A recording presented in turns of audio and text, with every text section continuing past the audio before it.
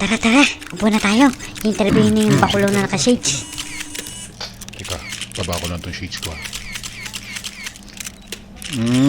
Haba-haba na tong balbas ko. Meron na bang magpapa-interview sa akin dyan? Lebron, ako una magpa-interview sa'yo. Itatanong ko lang sana kung ano na ba nangyari dyan sa injury mo. Ganito kasi yan. Kukwento ko sa inyo. Nagkaayaan kasi kami ni paring Ras at paring AD nung isang gabi. Sabi nila sa akin, spa daw ang pupuntahan namin. Hindi ko na maalam, yung ibibigay nilang babae sa akin, medyo duling yata yun. Naipit yung pa ako, pati ulo ko, masakit, pati yung kilay ko. Akala ko kilayan na lang ako Ayun, so medyo hirap talaga akong maglaro ngayon, kaya inayaan ko na lang muna silang dalawa. Next question. Ano naman ang masasabi mo dun sa sinasabi ng mga tao sa'yo na tumatanda ka na daw?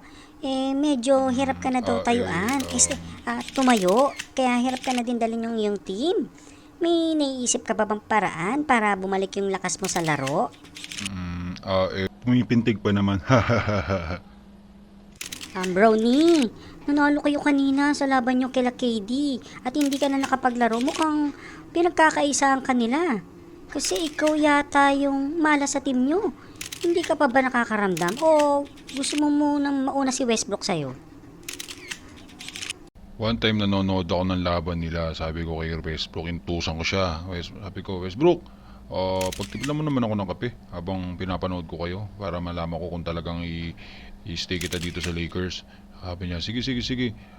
Tapos nung nakita ko siya, sabi ko, Tol, ano bang tinitignan-tignan mo dyan sa sulok? Sinisilip daw niya yung pangalan na 3-in-1. Sabi ko, bakit? Sabi niya, Lebron, hinahanap ko yung sugar kasi nakalagay dito sugar free. Sabi ko naman, ay anak ka ng pating, sugar free, hindi naman ibig sabihin nung libre yung sugar. Kaya sabi ko sa iyo kaya baldog lagi ang tira mo